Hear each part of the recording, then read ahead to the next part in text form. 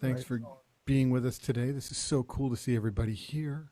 Wow, yeah, great. This is nice. Nice. Technology. It brings people together.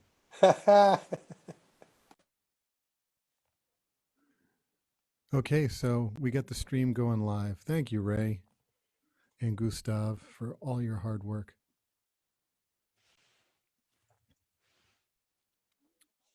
Thank you both, gentlemen. Thank you. Yeah. We're gonna just we'll hang a couple more minutes here just as a few more people connect, and then we'll get things kicked off.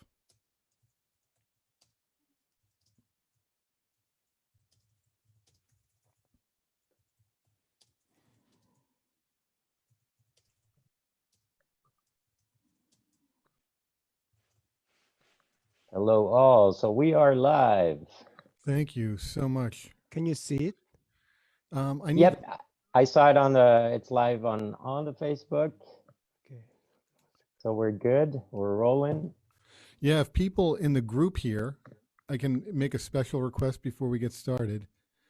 If you could go to the IMEP Facebook page, if you're able to do this, and just share the link out, that would be super cool for us. Yeah, we gotta have a new link. The link I have is not working. But share it out to the world. We want the world to see this. Yeah. Streaming in any case. Phil, can you deal with that for me? Because I don't have really let me see. That's all right. If you're able to do it easily without, causing a problem for your machine, then that's great. Otherwise, right. We've got big audiences out there. Yeah. One of us should be able to do it. And Phil, if you can't, let me know, and I'll try. Yep, I got it. You got it? Yep, Great. I got it. Great. Very well, cool. So let's get started because we've got a great group of people with us here today.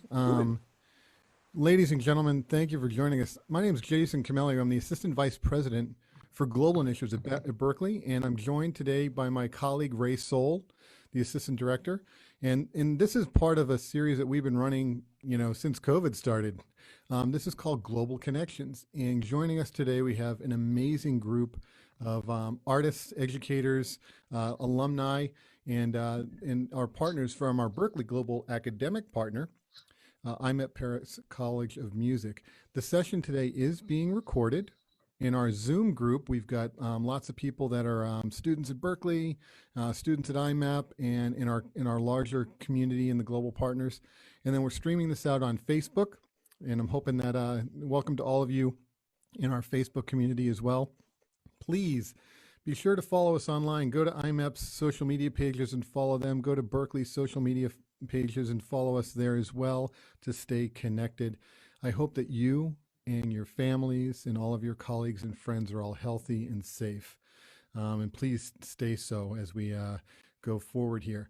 I'm really, really excited to also welcome with us today a dear friend, incredible musician, and colleague at Berklee College of Music. He's our Assistant Director for International Admissions for Europe, the Middle East, and Africa, Marek Ditka. Marek, thank you for joining us, man.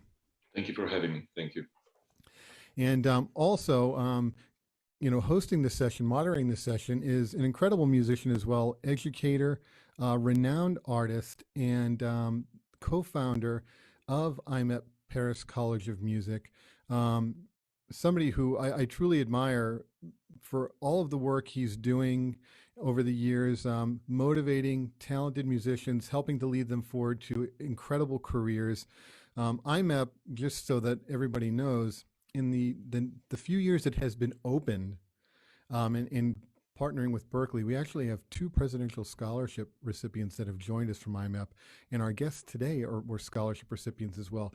This is a place you want to go study music, whether you're looking to come to Berkeley, which we hope you do, or if you're just looking to build your skills and have a successful career. The people at IMEP are fantastic educators. They are connected to the industry. They're leaders, and I truly respect all the work they're doing. And one of their co-leaders here is with us, and he's going to take over the helm now. Peter Giron, thank you for joining us, man. Thank you for your kind words, Jason, first of all, and thank you all for being here and taking the time to share this moment with us. First of all, maybe just speaking a little bit about IMEP, as some of you may know.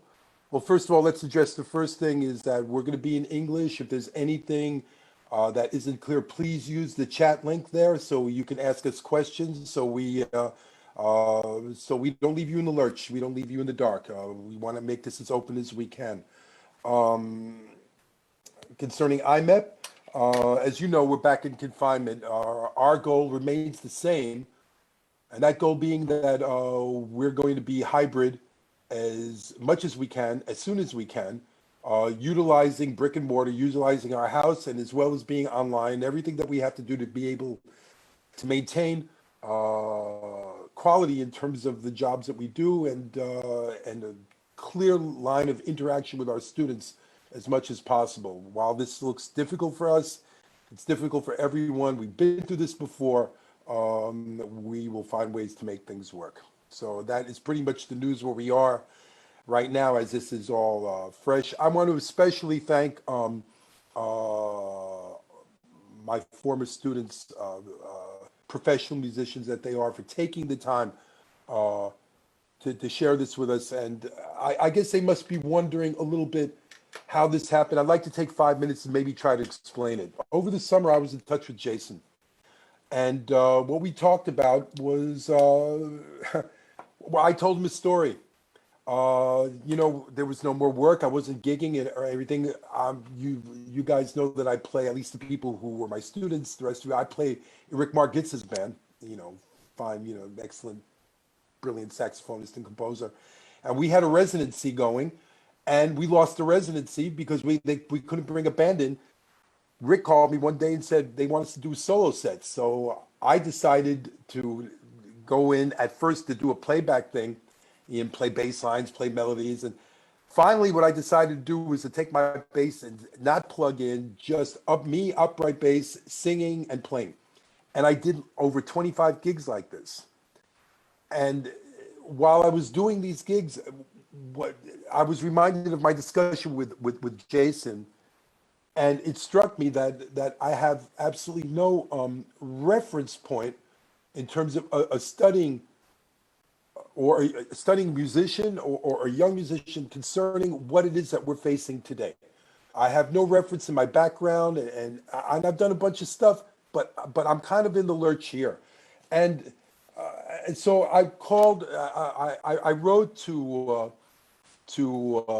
Antoine, to Margot, to Francois, and to Jemina, and also to Nicolas Deferrand, who couldn't be here, but will make himself available to us in the future for sure, to basically find out, first of all, how you've been, where you've been, and how you're preparing, how things have changed through this.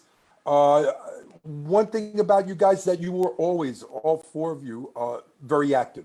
You were pushers, you were moving. And I'm wondering, since I have no background in this, how you're moving through this.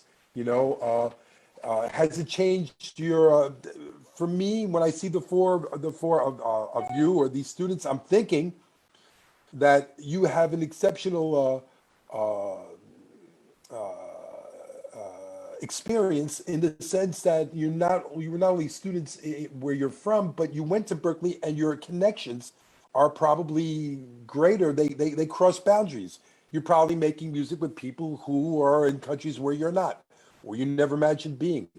What I want to know is generally is, how are you through this? How have your plans changed? Have they not changed at all? And one question I want to ask you also, and this is a little more complicated, have your studies helped to bring you to a point that you have achieved a greater amount of flexibility?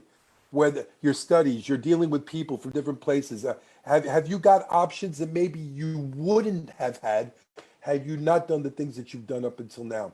I just want to get an idea where you guys are at. So I hope maybe that clarifies it a little bit. And I just want, so I throw open the door to you. What can you tell us? Anyone? Peter, it might be great to introduce each of our guests so they can tell a Yes. little bit about their background and what they're doing as artists, and then they can kind of dig in and share a little insight into your questions. Thank you. Okay, so let's do that. And you know what I'll do is I'll just name each one. I'll let them tell us. I'll let them speak for themselves. Margot, could you tell us a little bit about yourself? What you've been doing, where you're at? Can you hear me? Yeah. We can Yes. hear you great. You sound fantastic. Okay, perfect. Hi, everybody. Thank you so much for organizing this conversation between musicians. I think this is really important to stay connected all together, especially right now. And I feel super happy to see all of you, especially since the new announcement that we got yesterday. So yeah, thank you very much for organizing this today. Yes, I'm a flute player and also a singer. I went at the IMEP a long time ago now. It was in 2000. I don't remember exactly, but I went to the IMEP. I did the 5 years there, and then I went to Berkeley, and I came back 3 years ago. And yeah, so basically this is my parcours. This is what I did, and I also did the conservatory in classical, like in flute. Okay. Thanks, Margot. Okay. And so let's see. Francois, what can you tell us, man?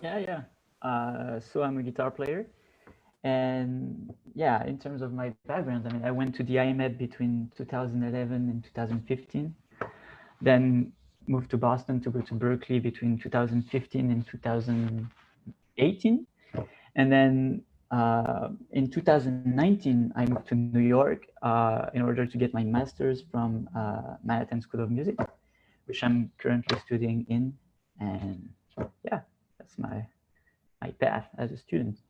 Great. Thank you so much, man. Thank you. Yep. Okay. So Antoine, pick it up, man. Yes. Okay. Sorry about that. Yes, there was like No problem. network problem. Yeah. So guys, again, let me try to put the video real quick. Yeah.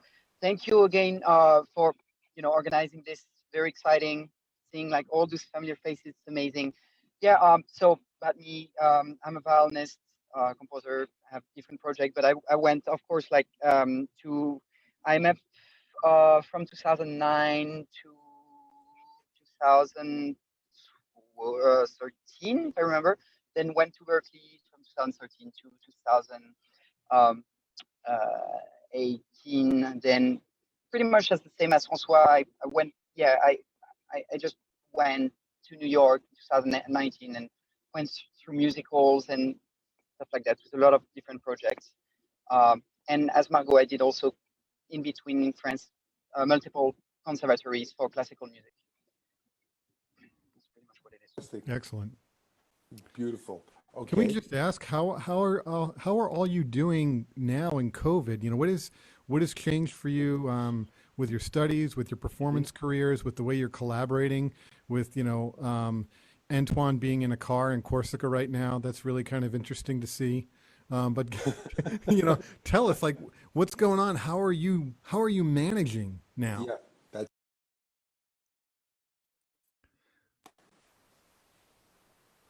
anyone?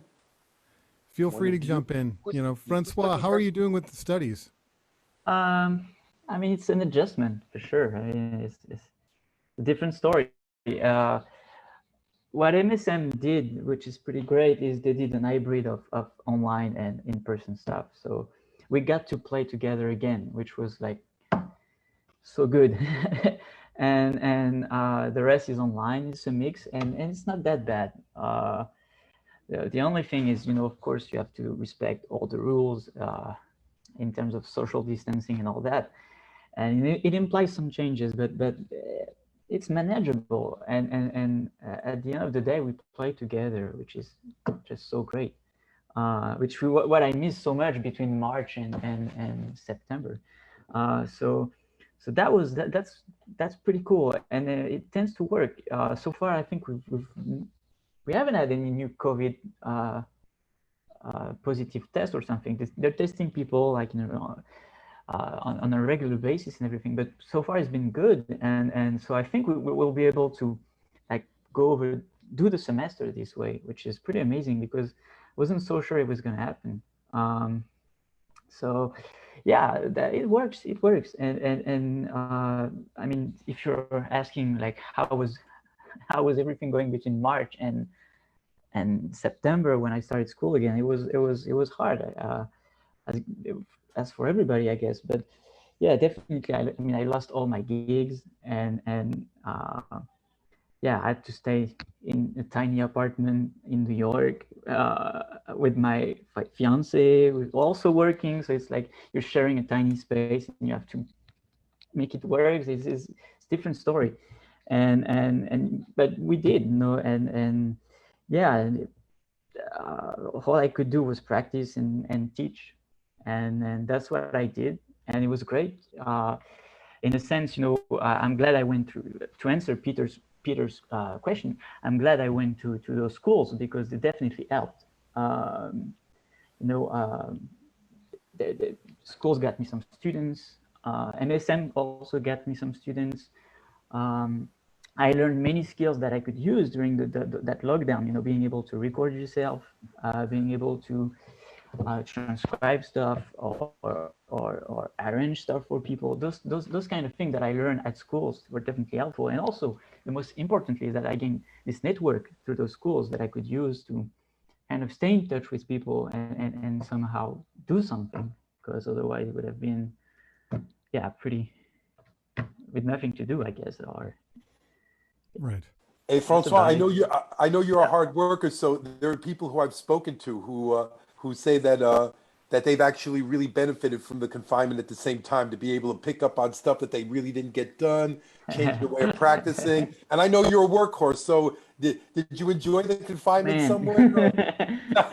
Yeah, that was one of the good things. And actually, you know, that's the thing is like when I moved to New York, man, you cannot sleep. You cannot like you shouldn't like not touch your instrument, because when it gets back, like we started playing again recently, and you can tell people who've been lazy on the instrument, and that's not good. Not in a scene like New York, I guess, because you get destroyed.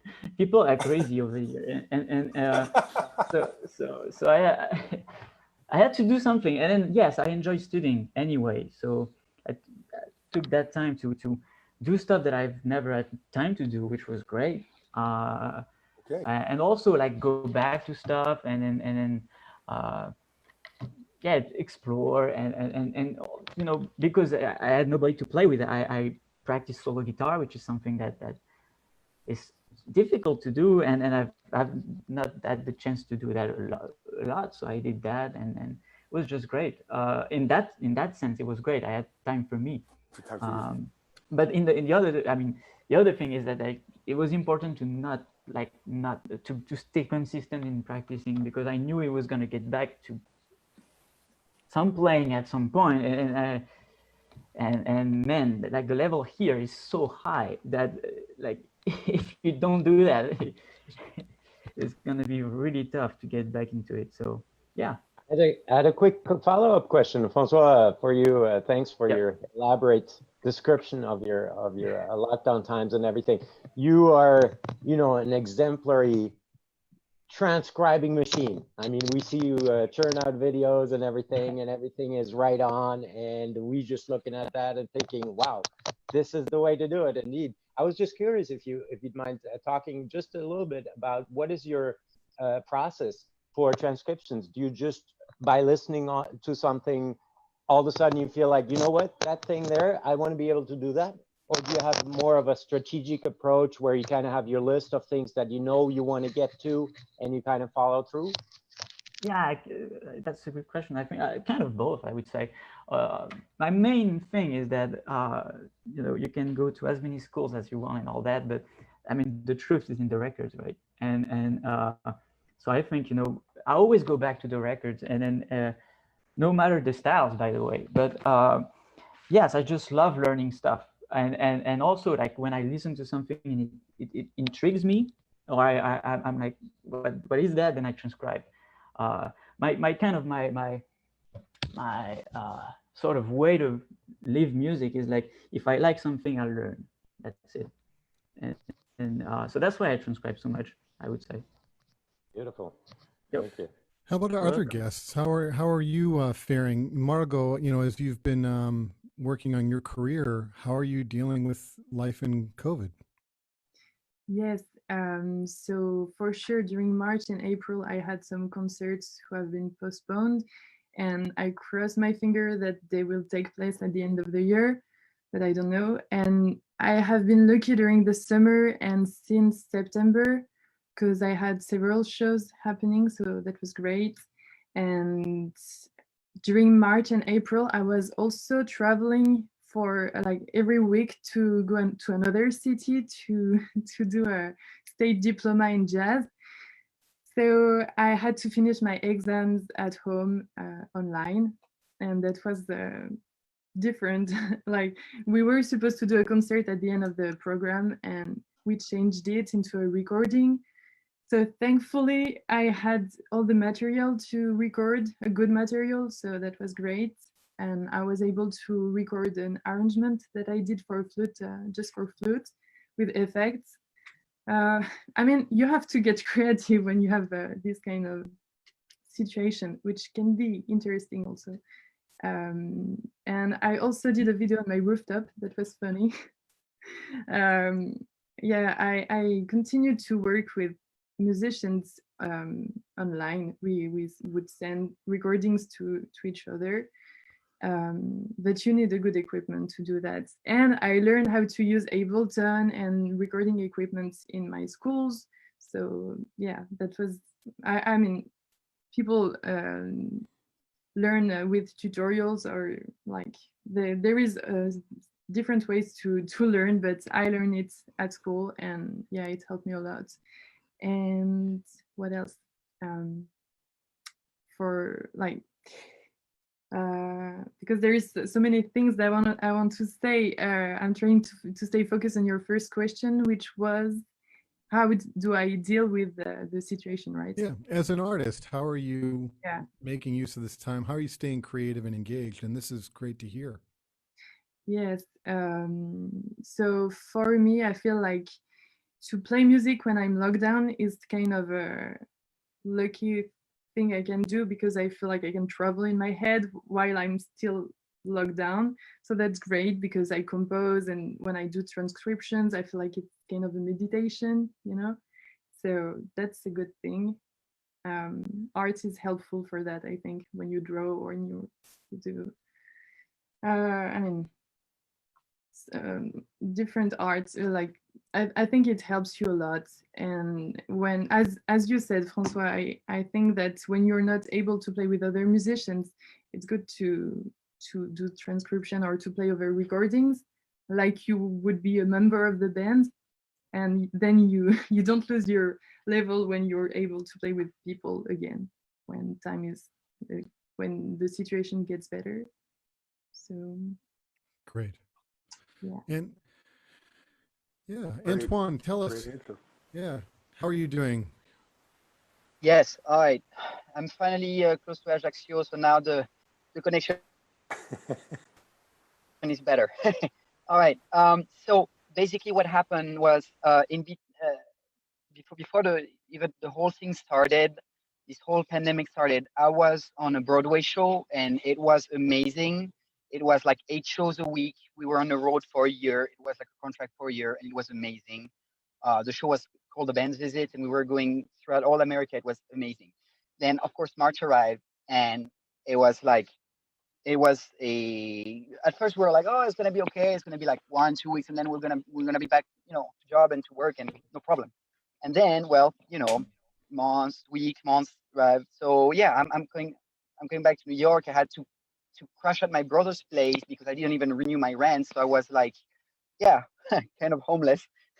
um, and so yes, during this pandemic, what happened? What was very interesting is I the first months were so creative for me and so meditative for me. I took a lot of time to yeah, to meditate about the current situation, and uh, even before being creating, trying to be kind to myself, because I know that on the human side, in order to be creative and efficient in your work, it's important also to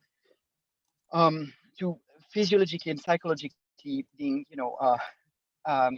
like pretty much on top of the things, which is hard in these conditions. So, but yeah, those during like those first months of the pandemic, yes, I was like, writing a lot of different songs. I had like for the new Tubers Band album, actually, which Tubers Band, which is my band, and we actually did something with Jason Camilio like a couple years ago while we were in Berkeley with this band for a Canada tour, and it went super great. It was great, and so yes, the second album is on the way. So I'm just like writing the songs. We also got like a fund, like a grant from the city of New York, in order to have our album recorded with nice conditions. We entered this management company called Dog and Pony Industries, and very, very cool people, very efficient people.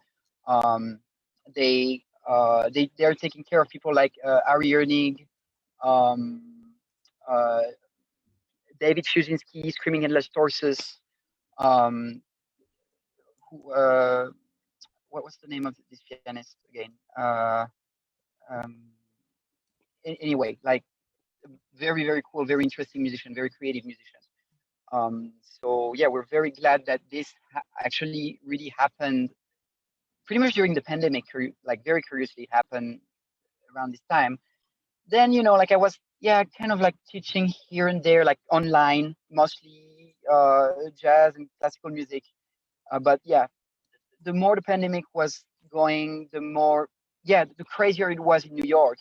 And I really felt, up to a certain point, I really felt that I had to go back home for, psychological reason, even if the, like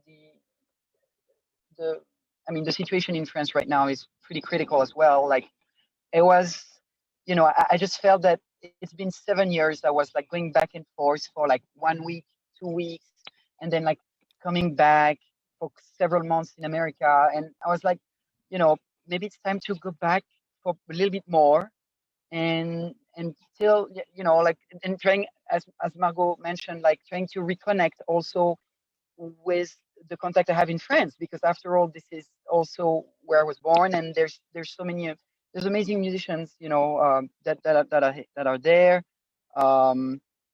So there's there's um there's a lot of things, in traveling also, in order to really, I don't know, like recenter myself in a certain way. I also practice, of course, like doing transcription, as they were saying, like, but even it was crazy. Like I was in this little village in Corsica, and and I played with some of the villagers there, and we played some very old, Corsican polyphonic chants kind of thing, and it was just it was really about the learning as well. I've been, like learning different things and coming back also to a culture that I, in a certain way, not abandoned but left for quite a while. And I think that if I'm not back into this kind of thing, this maybe won't help me as much, creatively and in all my endeavors and all, the project I have. So yeah, that's pretty much it for now. Yeah, I was supposed to be playing for the Martinique Jazz Festival in January, but I don't know what's gonna happen with the pianist Maher Bourrois. And same thing, like we're supposed to have answers, but who knows, how the pandemic is gonna turn. We don't know. So that's it.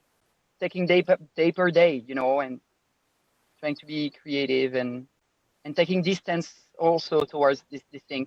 I was also, and I promise this is the last thing because I know we need to move on, but before I left New York, I also had the chance to actually have a lot of gypsy jazz gigs within the French community, especially near restaurants in Brooklyn. Yeah, Brooklyn, mostly Brooklyn, a little bit in Queens, but mostly in Brooklyn. So yeah, that was also, nice little, payment here and there, that could help. But except that, I was just teaching and, creating, meditating, and that's it. Great. Beautiful. I have a quick follow-up question. Antoine, always great to see you. Any new discoveries, any new toys in the collection? The new carbon electric violin, or a new piece of software that you're using all of a sudden that you never got around to? Well, I mean, I was about to say recently. No, it's been actually like a good year that I had this new violin called ETJ, ETG. It's actually a baritone electric violin, which is very convenient. It's a very specific violin. Like the maker is actually in southern France. His name is Eric Thomas Jacquin, which is why it's called ETJ. And this violin is interesting because there is two inputs. One has like one is for just a pickup, and another one is linked in a microphone that is inside the wood of the instrument. So I can have different configuration. Like if I want to play in a more like funk rock band, I can use the input that is more like a pickup kind of thing. And if I want to play more like jazz or more like an amplified classical baroque improvisation kind of thing, I would use the other input. The good thing about this instrument as well is that it's also it's a baritone violin, which means that it's a violin that is tuned like an octave lower, and so I can basically cover the register of a cello and a viola, which means that sometime if I have someone who cannot do a gig or need a viola or a cello player, I can use this instrument as a backup. Amazing. It will kind of do the job, but yeah, that's the kind of thing as well. I also it doesn't it's not really related to that, but there was another detail I wanted to mention. During the pandemic, because I was with this musical, and I guess I don't know if François, no, you're still studying, so you're not on O1 visa, right? You're still on F visa. Yeah. Okay. Yep. So they were asking us within the company manager was suggesting us, all the people from the company, to actually apply for unemployment benefits. And this was also a challenge to apply for PUA, I mean, unemployment benefits in New York. And, trying to get on the phone at 5:30, 6 a.m. every day to maybe have someone, trying to take your case and maybe giving you, acédique. I'm gonna speak French right now, but like like aids, like financial aids for the job I was doing. So this was also very instructive, not very artistic, but administrative wise and professionally wise, it was very instructive. To go through this process. Then I had to cut it because somebody told me that was actually bad for my immigration status. So I cut it immediately. But that's it. So that helped me out also, like as a supposedly unemployed musician, it helped me out, in the process, like to actually sign for an employment. That's it. I shut up right now. No, but this is great. I'd like to jump in here real quick, and because I'm gonna say this in French, Jason, so don't mind me for a second. Je vois qu'il y a des élèves français qui sont ici. Moi, je vois ça comme un énorme avantage de parler avec ces trois personnes qui sont sérieux, qui bougent. But this is the thing that gets me about the three. You guys are moving. You guys are doing stuff. Je voulais savoir si, pour l'instant, s'il n'y a pas quelqu'un qui veut oser de poser une question un de les trois en français, par exemple, en anglais, comme vous voulez. Okay. Does anyone have any questions, or amongst the students especially? You know, speak up. You know, jump in. Don't be ashamed. We could do a translation thing if need be. Does anyone have any question? Une question, s'il vous plaît. Yeah, and for those of us that are in the Facebook group as well, feel free to post your questions there, and we'll ask them here as well. So anybody here, any of our guests that are joining us from IMEP or that are interested, please feel free to unmute yourself. You can ask a question.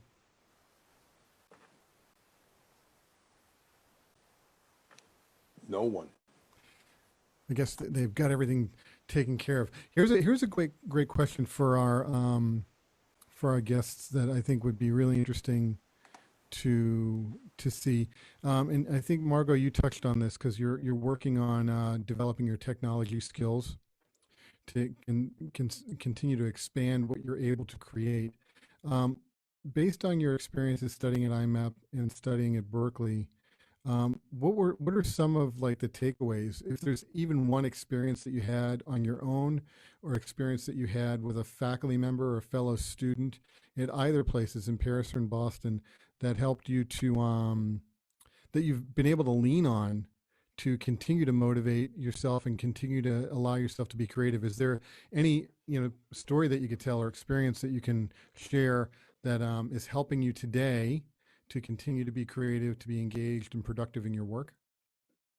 Yes, thank you for your question. Actually, there is a lot of things that happened since I got to Berkeley. I went to Berkeley. I'm trying to think about what I'm going to tell you because there is so many stuff.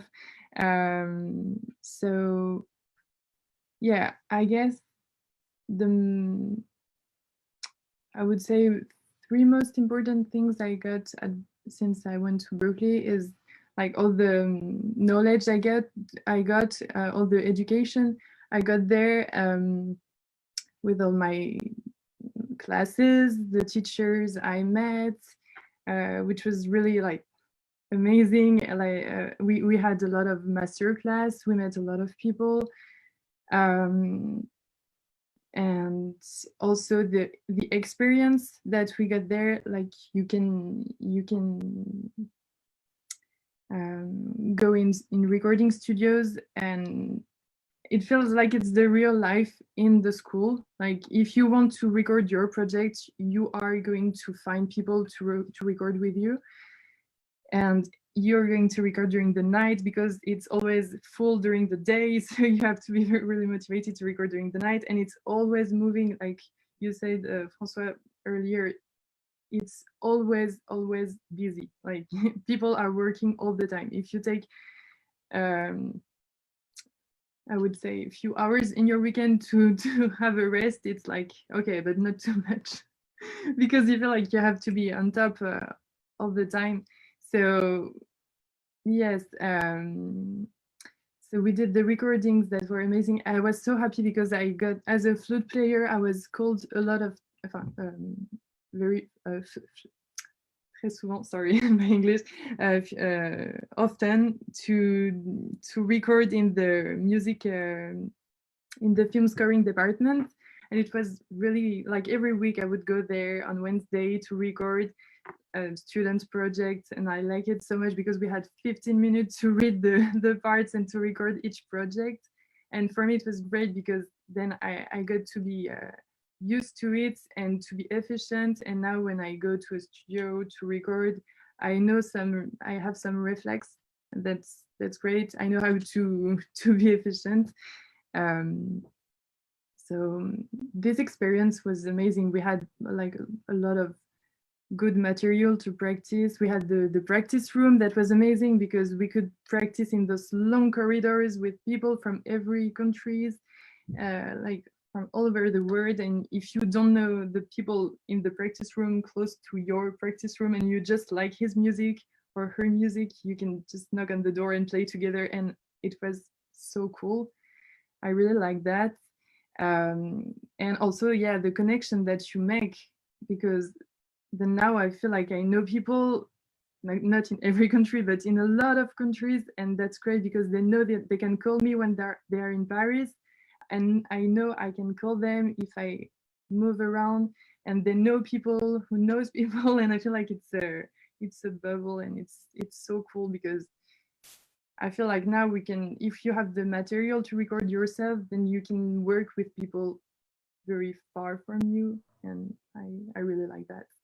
It's a global community, right? It's a global community, Indeed, for sure. global community.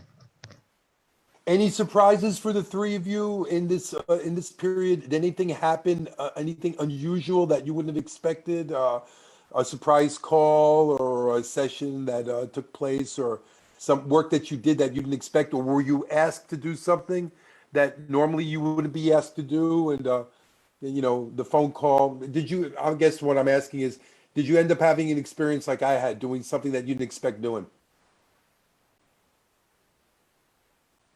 Well, coming back to the musical I was telling you guys about, one day I was like working, you know, on my artist visa application, and I received this text. This guy, can you guys hear me? Yeah, we got you. Yeah, okay. I received this text from this violin player, amazing violin player. Check it out. He's from Iraq, all right, and and he's an amazing Arabic, you know, like music and classical player. Like, he does a lot of things. And he told me, man, I have someone asked me to do this musical. I cannot do it because I'm already super busy for a lot of things like this year. Are you interested? And I said, yes. And I just checked out the website. The musical was super well rated, and this also helped me out actually. I emailed the casting director. I went there, and they approved my, they hired me, and this thing from this text and this day was the thing that approved in a certain way my working visa for 3 years in the US. So it's like, this was really a surprising gig. Yes. For sure. Wow. It's something. 3 years. It's amazing.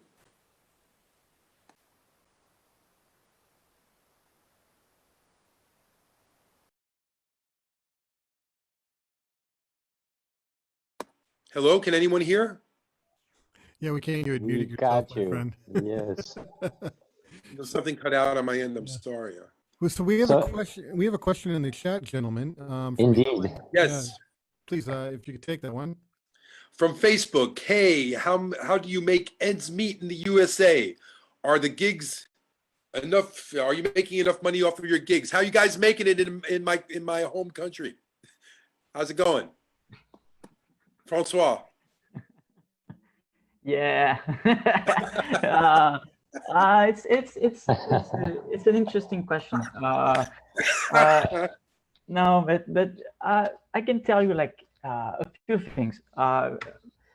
First is that when I was back in Boston, after I graduated Berkeley, they gave me like a year to work sort of freely in the country. So I stayed in Boston for a year, and I worked as a musician, and it was great. One thing, my main advice is that you should be able to do as many things as possible in terms of styles and your skills.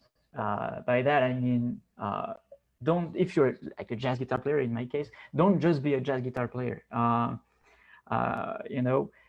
For me, I graduated Berkeley, and what saved me and what allowed me to pay the rent for a year was wedding gigs, and and wedding gigs. You play this much jazz in the 4-hour gig. The rest is all funk, pop, rock, whatever. So you need to be versatile.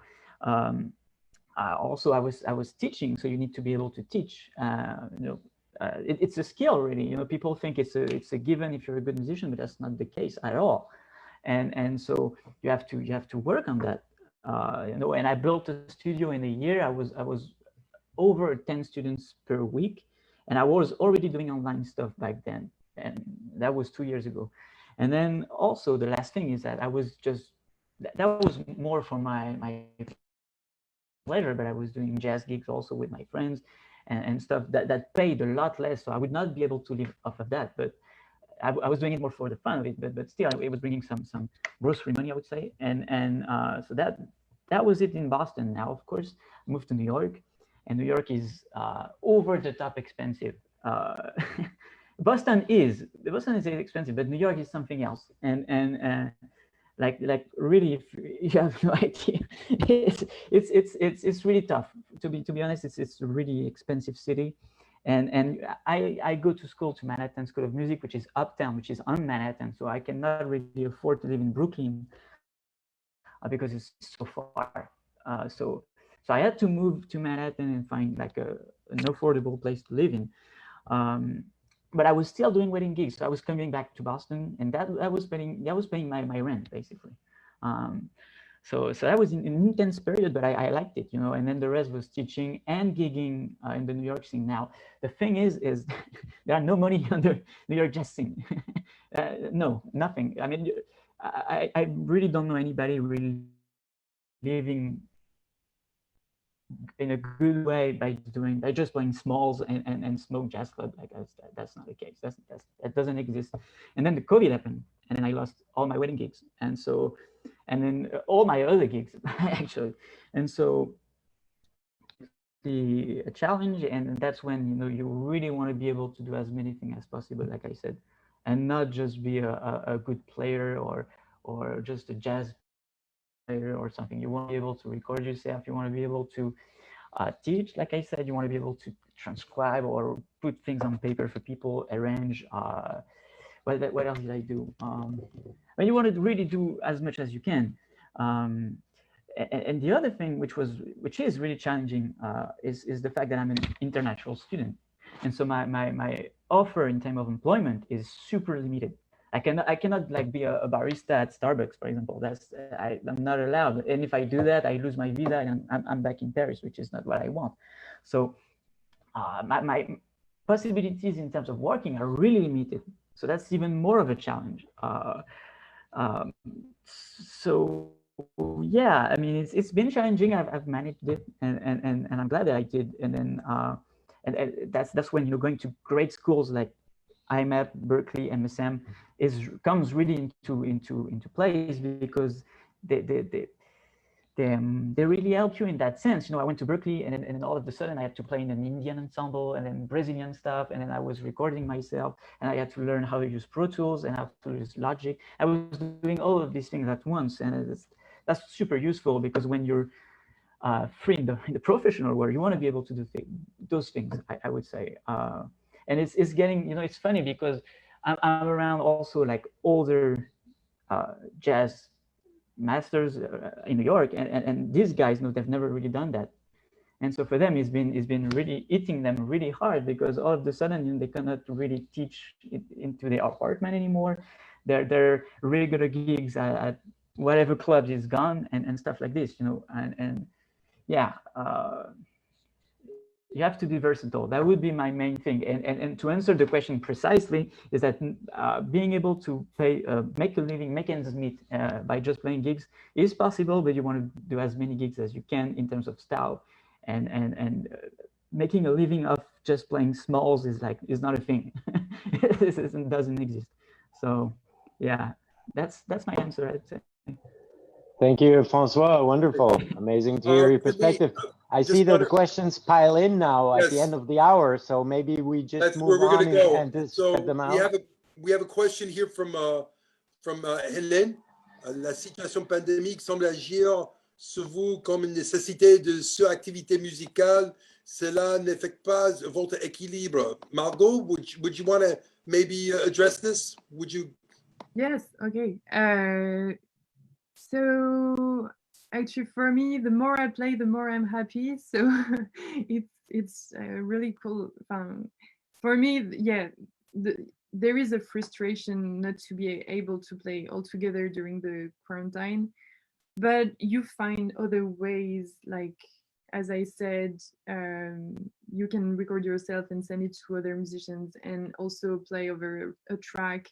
But I know it's not enough, but we don't have the we're not allowed to see each other, so it's not possible to do another way. So I mean, for me, the more I have work, it's cool. I don't feel like there is too much activity and that I do more because of the situation.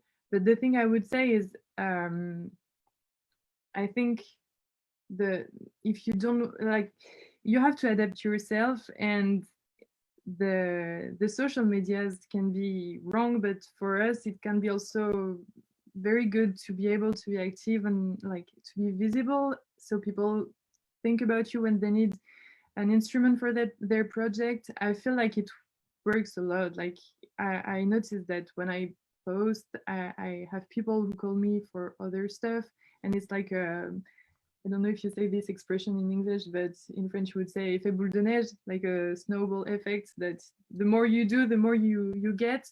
So I think while I'm waiting that the situation gets better, I could probably do some videos. Then I practice my instrument, and then I communicate with other people. So yeah, I would do that, I think. Thanks, Margot. Thank you very much. I think that covers that really well. There's a question here. As an IMEP student, have you felt any competition with other musicians to get to Berkeley? I'm not sure I completely understand the question. Jason, could you jump in here? Maybe, have you got any idea about that question itself? Yeah, I'm not sure I understand it. it's an interesting idea, you know. And I think our colleagues here could talk about this as well. Going to music school, for any of us that have done this, there's an innate sense of competition. It's we're all measuring ourselves against our fellow musicians, and I feel, and I maybe Marek and others here who've done all of this can jump in at some point. Yep. Have felt different levels of this. At Berkeley, it's so diverse. It's 4,400 students just at Berkeley, not including the conservatory, which is another 750 students. The diversity of students from around the world, around the United States, the kinds and genres of music. There's so many different opportunities that I think what you find is you immediately are trying to kind of find your place and see where you are in the pecking order with other musicians. But then you realize that the competition is really with yourself. At least I felt that. It was like taking a measurement of where I am today and really working with the people that when I had gone to Berkeley, who I really admired, my teachers, and saying, you know, where do they see me? Where is my potential? And just measuring how I can push myself more toward my potential. So I would call this a healthy kind of competition. It's not a negative kind of competition. It's one that if you can get your head around it in a positive way, you can actually then set up some goals for yourself artistically, musically, in your career, and build toward them. But you know, Margot and Antoine and Francois, Marek, you know, please jump in, because you've all, and Phil, because you were in Berkeley as well, can field this question too. Yeah, I actually would like to add a little thing concerning this. You know, the sense of competition. Yeah, like as you said, Jason, it's very very accurate. Like indeed, the competition is within yourself. Of course, depending on which scholarship you may have, you need to get as much work and as many great grades as you can. But I think the main thing is that the competition is within yourself and not necessarily towards other. Now there was I just wanted to mention that, and I'm an absolute fan addict for this thing, but like I think from one of the further question we had, you guys were asking about, you know, some experiences that we had at Berkeley that really changed our lives and things like this. I would say, and because it's related to this question right now, there is one teacher that I absolutely, if you guys go to Berkeley, there is one teacher that I absolutely recommend to take. His name is Kenny Warner, and he actually, this guy just, he just changed my life. Just not necessarily, you know, about, you know, like the playing and whatever, but also he made me realize how the way of practicing music effortlessly. He wrote a book called The Effortless Mastery, which is amazing, especially when you apply the technique with him on the book, with the book. What was very interesting is that he, throughout this effortless practice, he also put yourself back as a person back into question, into a lot of things. And you know, there's a lot of things due to like with, you know, like this certain form of bad ego, and the certain form of like always judging it's like ourselves, always wanting to be comparing ourselves with others, which is unfortunately, which is something we've been born and something we've been subjected with. And what is very interesting with this class, and once again, I really do recommend actually to take it. Actually, Mr. Kenny Warner is also doing free clinics via Zoom. So, you know, like if you check out Effortless Mastery, there's like, I think there's an Instagram or something like this. There's always I think updates about the upcoming event and clinics he's doing, and most of them are free. And what is very interesting is you know, throughout this technique, you actually deconstruct a lot of bad habits you used to have first in your practice, but also, you know, as on many other very deep level as a human being, and with the way you're interacting with the others.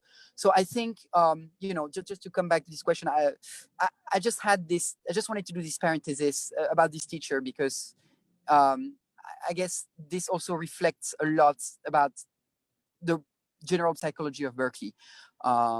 Yes, that's it. I think that's it. Great, thanks, Antoine. And it's a great book too. Huh? I have it. It's beautiful. Effortless Mastery. I would recommend it.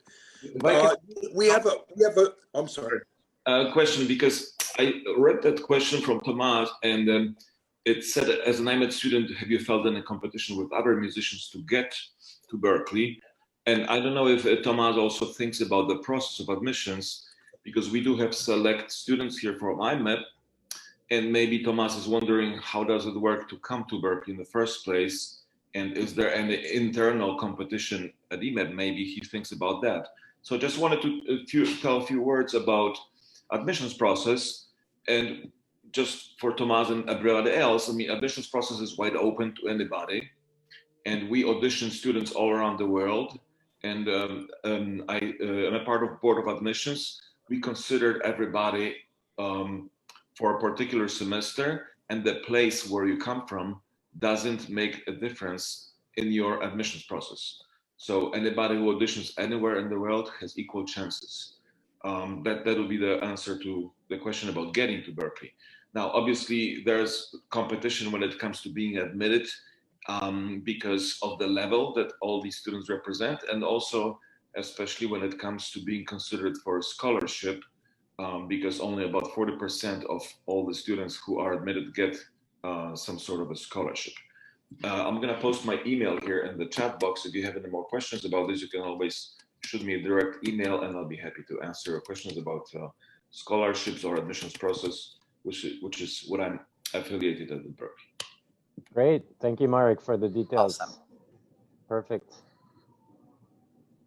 So do we have time to get to that last question? Yeah, let's keep The going. hour's almost up. Here's no, it's one all right. more. Can you Bonjour read à it? tous. Yeah, let's try and get to the last. There's a question here from Sylvia. Bonjour à tous. Je me demandais quelles sont vos perspectives dans la musique pour le mois futur si le Covid persiste. Comment prévoyez-vous de faire pour continuer à vivre de la musique dès qu'on sait? Anybody want to pick up on that? Yeah, I'll just give a quick answer and then I'll let our colleagues answer this. It's up to every one of us to find the way forward. We can't wait for the world to give us the answer. So as creative artists, it's our job to find the solution. It's our job to build our own audiences. So COVID is just another obstacle. It's another gig that didn't materialize. It's another opportunity that didn't come through. But that doesn't stop us dead in our tracks. Every day, as artists and musicians, we pick ourselves up, we dust ourselves off, and we do it all again. So there's many ways to do this, and your audience might not be where you think it is.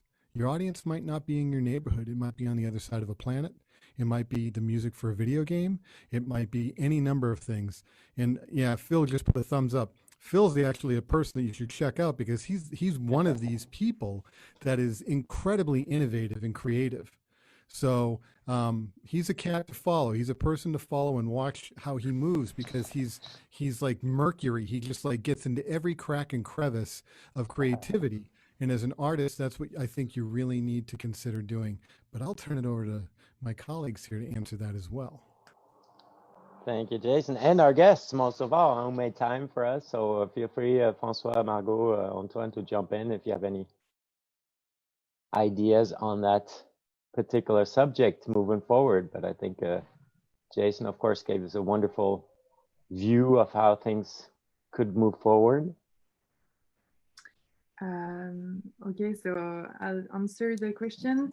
For me, I finally have time to compose for because I want to write an album. So it's good because I have time now.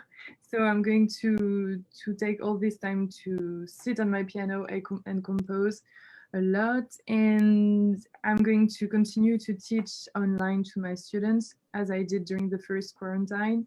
I have around 15 students I teach to, and most of them asked me to continue the lessons online. So I think we're going to continue like this while I'm crossing my fingers for the concerts at the end of the year. Yeah.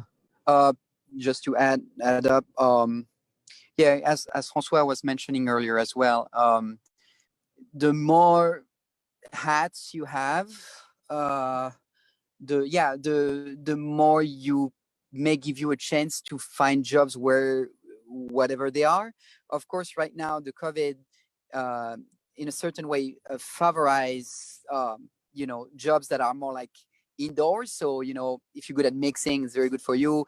But even if you're a composer and you have someone is asking you to compose something, like it's definitely a thing to take. Teaching is, I would say, like right now, is mostly the main thing I have. But once again, it's also very challenging to teach different levels for different kind of music, online and not being physical with the person. It's really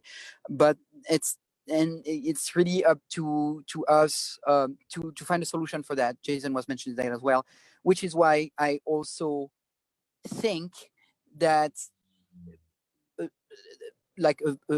I don't want to say the half of your time should be dedicated to this, but almost like half of your time, especially in periods like this, half of your time should be dedicated to really a control of your health and like certain control of like your I don't want to say your Zen attitude. It's not. It sounds kind of cheesy, but it's like but it's kind of the idea of like sometimes when we don't think too much and we go with a certain flow of of either creative or like taking whatever thing that people may offer us, or even us, because that's also us, to go and grab the opportunity, like with whatever contacts we have. It could be in France, it could be in Belgium, in Martinique, in China, whatever, like this is where like it's important also to go with a flow, kind of a day per day thing, even if you need to have goals. And I think sometimes we want to be too much. What's the word for that? We want to be too much. We're expecting too many things at a time, and for most of the time we do that, we're missing the point, you know. And while that, if you indeed set up a goal, like some goals for you, and like try to reach them out as much as you can, but at the same time take a certain distance towards it, you know, and continue on the rest of your time, of course, like to really continue your creation, really continue to multiply your contacts, coming back to old contacts, because for most of the time we never do that, and you'd be surprised, but there's so many other people I wouldn't expect to work with that actually call me back, and yeah, and I finally got the best gig with those people. Like it's very, you cannot really expect anything, you know. So, and yeah, it's very psychologically, it's very, very, very frustrating. We all, I guess that we all have our moments like that, but keep it up. That's it. Fantastic, beautiful. Thank you, Antoine. We have Jason. We have a question here from someone concerning how the auditions pass at Berkeley. Is that something that maybe that you would just give a quick answer to, or something that he should run the question through IMEP? Well, I think Marek is here, so let's have Marek jump in Yes, and answer absolutely. Marek, you want to pick up on that, man? So how do the auditions for Berkeley work? Is there an imposed choice of tune, or do they choose their own tune to perform? And does it have to be a composition, or can it be any kind of existing tune that they play? You're on mute, Marek, still currently. So there you go. Okay. Right. So I spoke a bit about the auditions earlier. I underlined the fact that there is a lot of competition when it comes to being admitted to Berkeley, even more so when it comes to getting a scholarship. So the question about audition is valid because audition is the main component of the admissions process, and it's primary to all the other criteria. So your level that you demonstrate during the audition really determines the outcome, plus the quality of academic submission. As far as the type of music that you should present, there's no limitations either stylistically or you know, as far as what type of tune would you present. Would it be original composition or a cover? When I talk to students about musical choices, I try to get them a sense of how do we perceive their performance. And one important thing to remember is, since we don't have any pre-screening process, this is our first interaction with you as a musician. So as you all well know, a few minutes of your first performance really can set the tone for how you're perceived as a musician. You know, if you can think about a very skilled musician, usually their tone is the first message that gets across and really is important for a listener. So that said, that piece of music that you play as a prepared piece really sets the tone for the style of the audition as far as music goes, and also a level of difficulty of the other exercises that follow your prepared piece. So pick something that really represents you well as a musician, something that is not technically too advanced, so you don't have to be too nervous, but something that shows your musicality, your competence. And it can be either original piece of music, if you decide that the music that you write is representing the quality that can, you know, compete with other known repertoire. If you decide to pick a song that's well known, pick something that doesn't impose too much of a need of copying that song, so that you can show your originality. So that'll be the main guidelines I would tell you. Again, there's no stylistic requirements. You can play your composition or you can play a cover. The style of your performance is not limited. Keep in mind that it should be not too long, because the audition is 15 minutes long. So the prepared piece should be about 5 minutes. After the prepared piece, we will test your improvisational skills. We will test your e-training from melodic and rhythmic standpoint, and you'll also be asked to read some music. If you have any questions, you can always shoot me an email, ad@berkeley.edu. Great. Thank you, Mike. So I think that we've, what do you think? I think we've done pretty well here. Anyone have any remaining questions or anything to add before going further? I just want to make sure I'm making a point of thanking my good friends and colleagues, first of all, here amongst the students as well as everybody working here for taking the time to do this. I've learned a lot myself, quite a bit, in fact, more than I even expected. Does anyone have any further question that they would want to ask or any point that they would like to raise? So you can go to the chat site if you'd like. And Jason, I turn to you. What do you think, man? I think this has been incredible. I really appreciate you and Phil and Francois and I know that Gustave is somewhere in the internet sphere. But I really want to thank Margot and Antoine and Francois in New York for being with us and sharing, because you're proof positive.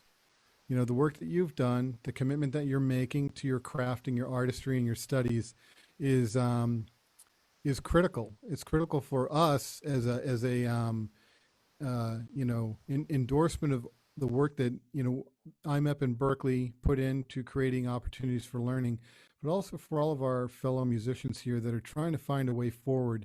You are sort of the beacons for them to do this work. So I really appreciate you joining us. Thanks a lot, guys. Thank you all. And please, be sure follow IMEP on social media: Facebook, Instagram, Twitter, YouTube. Follow Berkeley as well. If you're not in those feeds, there's a lot of great information in there. We are going to be hybrid in Boston in January. We're going to have people back on campus. We are excited about this. Berkeley is taking incredible steps to ensure that we can get people back doing music together, and we hope to see many of you here. If you're not already at IMEP, we hope to see you there the next time we get the chance to visit in person, and we hope to see you in Boston. Please, everybody, stay safe, stay healthy, stay connected, and stay creative. Thank you, Peter. Thanks, everybody. Be well. We'll see you soon. Thank you, guys. Thank you, guys. Stay in touch, everyone, please.